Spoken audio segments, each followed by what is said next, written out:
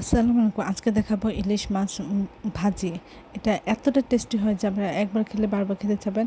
আমরা ইলিশ মাছটা সুন্দর করে প্রথমে কেটে ধুয়ে তারপরে এর সাথে ১ চামচ হলুদ গুঁড়ো, ১ চামচ জিরা গুঁড়ো, ১ চামচ মরিচের গুঁড়ো, ১ চামচ ধনিয়া গুঁড়ো আর আধা চামচ রসুন বাটা দিয়ে এবং ১ চামচ লবণ দিয়ে আমরা মশলাটা সামান্য পরিমাণ পানি দিয়ে মাখিয়ে নিব।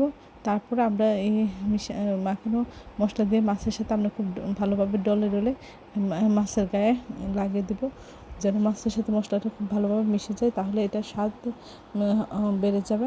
তারপরে সব পুরোপুরি সুন্দর করে মাখানোর পরে আমরা চুলায় কড়াইতে আমরা তেল দিয়ে দেবো। তেল গরম হওয়ার পরে প্রথমে মাছগুলি আমরা দিয়ে দেবো। এক পাশ হওয়ার পরে আমরা উল্টে পরে অপর পাশ করে নিব। এই সুন্দর সুন্দর ভিডিওগুলো আপনার পাওয়ার জন্য সবাই আমার চ্যানেলটি লাইক কমেন্ট শেয়ার দেবেন, সাবস্ক্রাইব করবেন, আপনাদের প্রিয়জনদের দেবেন এবং বেশি বেশি করে শেয়ার দেবেন। মাছ এক পাশ হওয়ার পর আমরা উল্টিয়ে অপর পাশ দিয়ে দিচ্ছি। তারপরে দুই পাশে সুন্দর করে ভালোভাবে হওয়ার পরে আমরা এর সাথে পরিমাণ মতো পেঁয়াজ দিয়ে পেঁয়াজটা মতো করে লাল লাল করে ভেজে নিচ্ছি।